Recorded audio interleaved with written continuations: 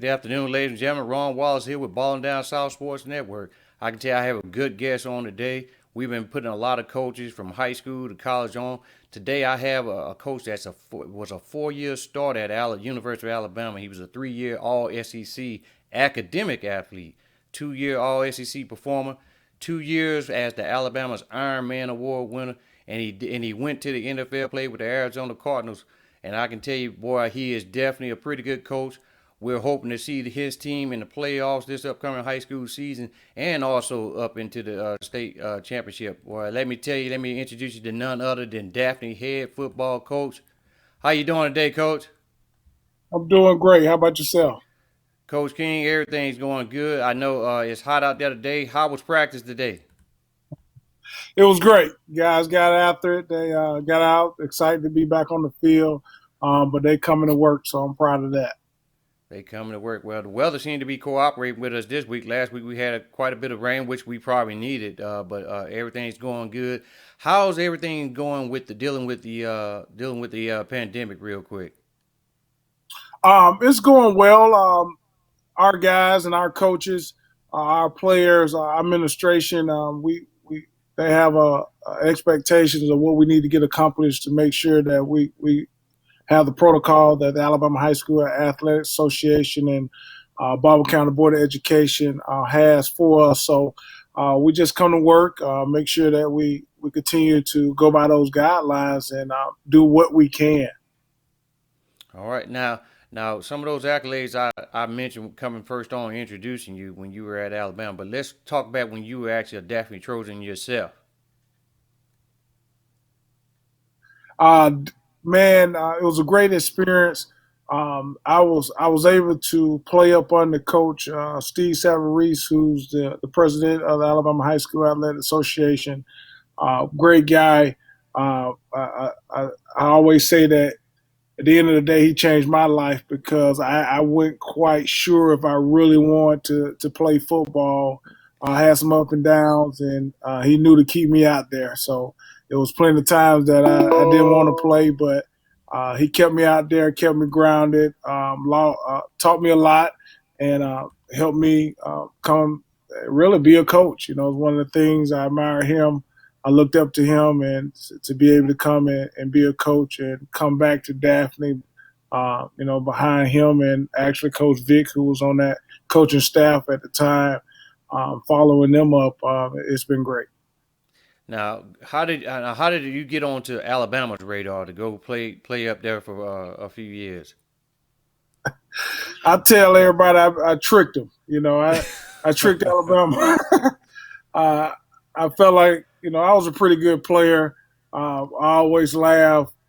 I think DeMarco McNeil at the time, he was a D tackle. I was a defensive end coming out of the same class. I think he was a little bit more physical than me, so I would say that he probably ranked higher than me. I wouldn't have said that in high school, but after you get to looking back at it, he probably was a better player.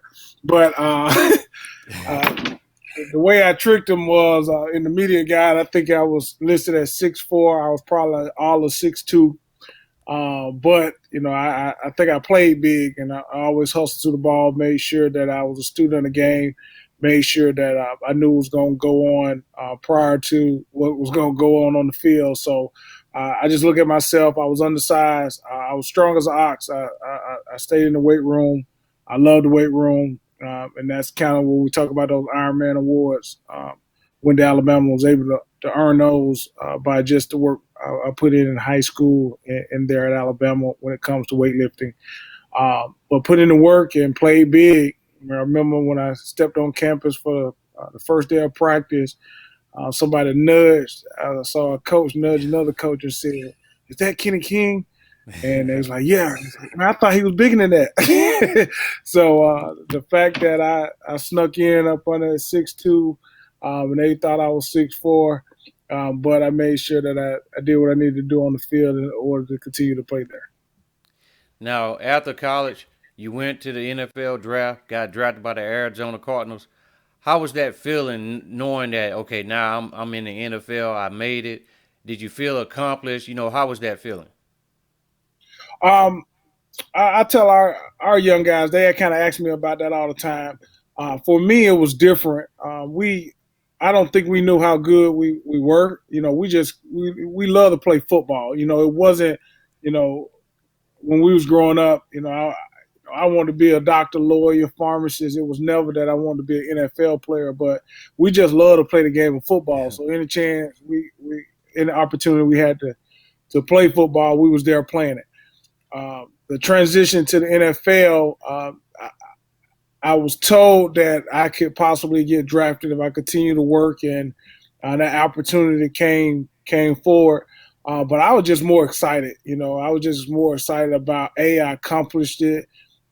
Is 2% of all athletes that make it to the NFL, and I felt I accomplished that. And the biggest thing is trying to stay in the NFL was the biggest thing. And I had a lot of injuries, but just making it and being able to play on Sundays was a great experience. It was definitely a lot of hard work.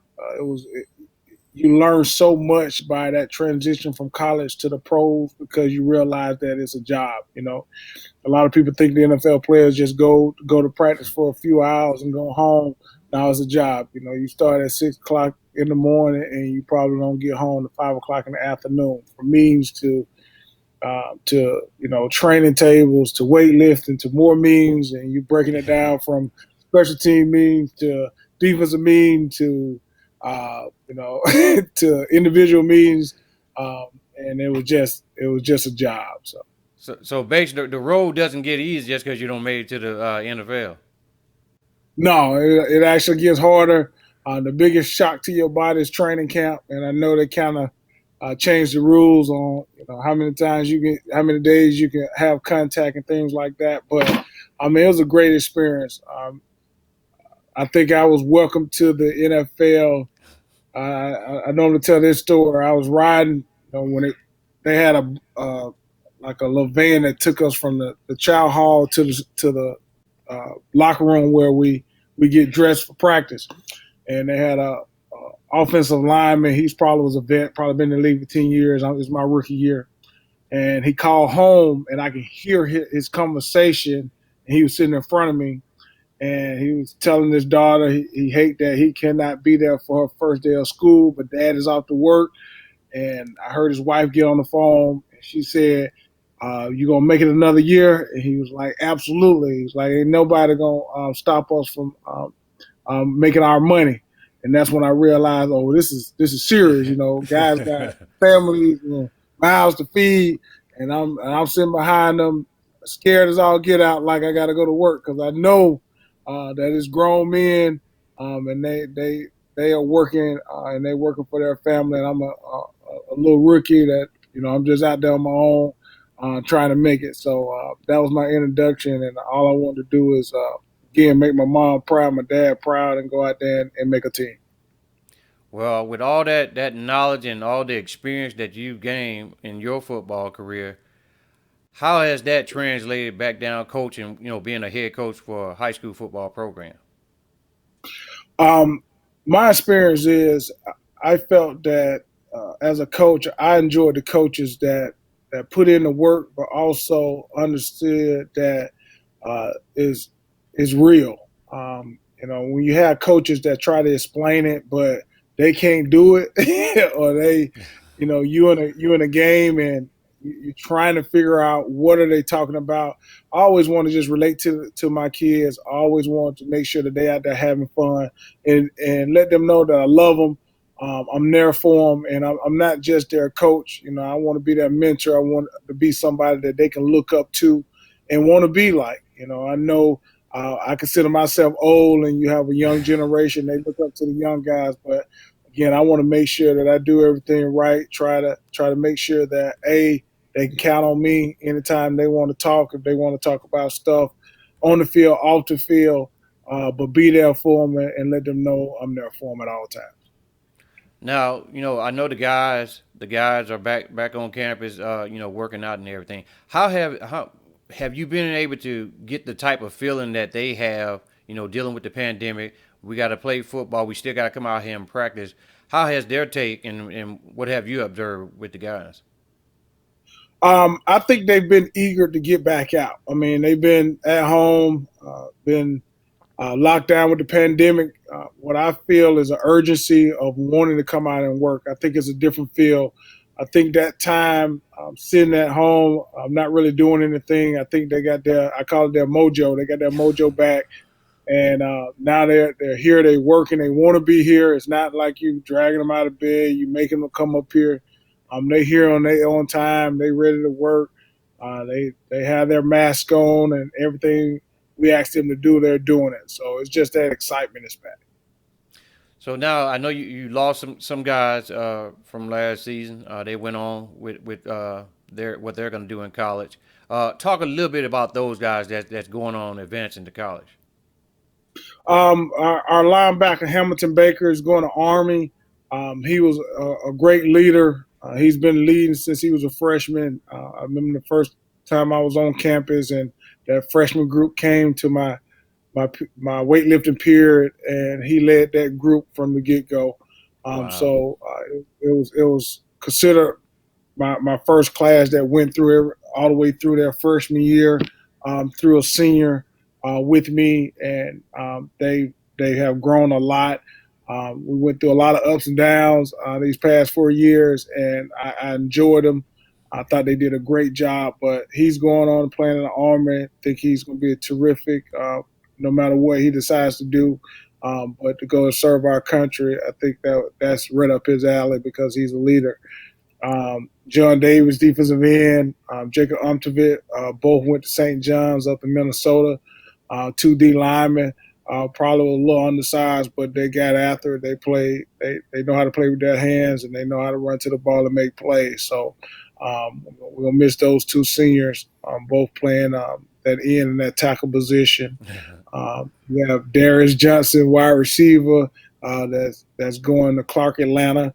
Of course, we had a wide receiver coach, Coach Gardner, that coached with us that went to Clark Atlanta, so he knew what Darius can do. So he came back and got him up there to Clark Atlanta. So he's going to be heading up there, and we're going to miss him on that wide receiver core. But those guys went off and going to do well at the next level. Of course, we lost Nick Dotson, one of our guards, that's going to Millsaps, offensive guard for us. But it's several guys, and that's why they play football. They play football to maybe have the opportunity to go play at the next level, at least get college paid for, if not the full ride, at least get something to help with college. So that's what we try to do is try to put guys in college. That's what they want to do. I tell them if you're playing at Daphne High School and you're a starter, I feel like if you're on that field playing at this level, you should have the opportunity to go play at the next level. It can be anywhere from Division 1 all the way to NAIA, but at the end of the day, you get an opportunity to play football and continue playing football. So I want to say good luck to those guys, and these young guys that's coming up got some big shoes to fill. Yeah, now I know you got a couple. I know one in particular, one of your defensive guy, Midnight Stewart. He's coming on along. I see he's getting quite a few offers and stuff of that nature. And not just him. Can you talk about him a little bit, and also some of the other guys that's getting some offers from colleges? Midnight Stewart, man, a big physical safety. He's probably going to play corner at the next level.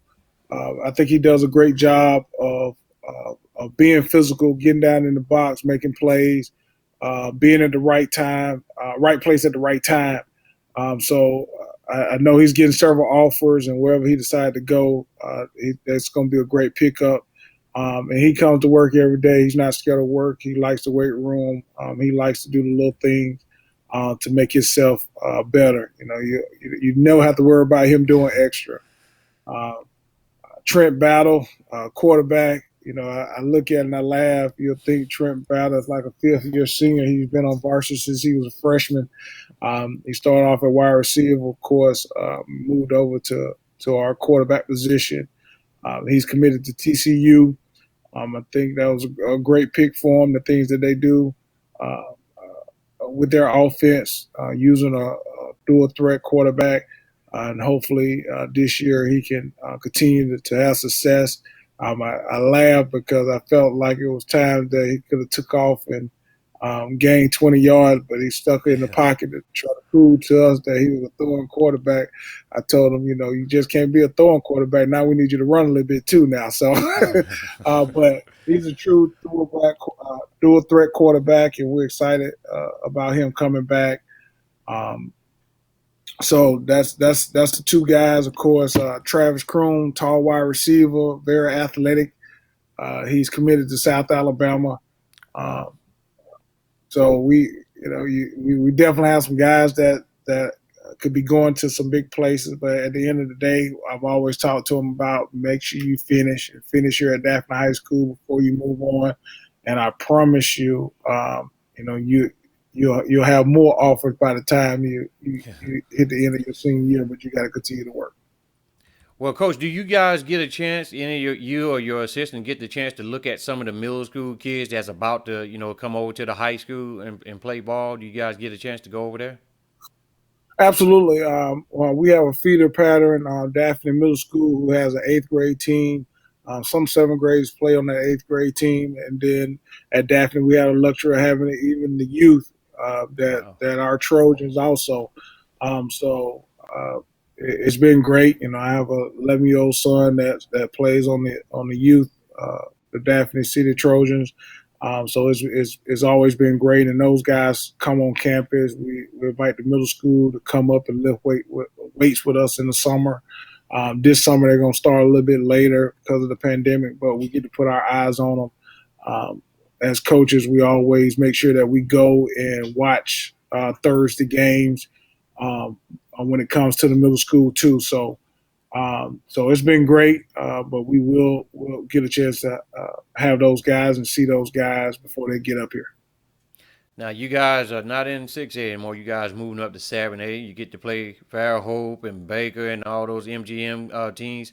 How do you, knowing what those teams can actually do, what do you see your team doing in the 7A region classification rather? Seven A, we're excited about 7A.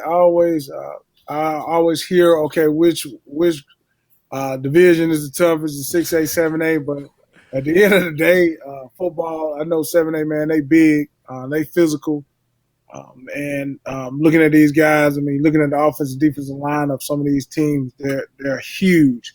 And again, they play physical football. So I look at it as 7A is just as competitive. We excited, and I think at Daphne, we're just excited to be at the top of the class. Back when I played here, Daphne was at the highest class, was successful at the highest class, and then dropping some numbers when Spanish Fort was built, and it bumped us down. So uh, going back to going to the highest class, we're excited because we know that Daphne is growing. It's people still moving to Daphne. People want to be a part of what we're doing here at Daphne, so they're coming. And just to see the growth of going from, of course, from 6A to 7A, that just tell you the growth. So that's what we're most excited about. Well, if you can tell any kid that if it's their last high school year season to play, anything that you would encourage them to do and keep doing, and before they get ready to possibly go off to that next level. The biggest thing is, man, focus on your studies. You see so many athletes play around in school, and then when it's time to take that ACT, they get stuck. And the ACT is nothing you can just pop open a book and read and pass it. Is what you learn from hitting eighth grade. You have eighth grade math in there. So starting from what you learn in eighth grade up until you take that test, you need every class, every core class that you have taken thus far prior to that test. You need all that knowledge. So the biggest thing is keep on those studies. Don't wait till the last minute to qualify. Do as much extra credit things that you can do for your teacher to make sure that at the end of the day that you're successful in that class, and that's the biggest thing. The next thing is make sure that you're working. I tell when you look at the next level, all the athletes out there working. So it's what you're doing while everybody's sleeping. That's what I tell my athletes. Okay, when nobody's looking, what are you doing? Are you working? Are you on video games? Are you out hanging with the fellows or your girlfriend? It's okay. How much work can you put when everybody else is resting? And those two things, I think, go a long way of making it to the next level. Well, coach, you got to get us over there. So we can broadcast one of those games whenever the season start, man. Definitely love to be in Jubilee Stadium over there. Absolutely, man. Anytime, just let me know. We'll see what we can get done. All right, folks. That's Daphne head football coach Kenny King. Thanks for coming on the network today, coach. All right, thank you.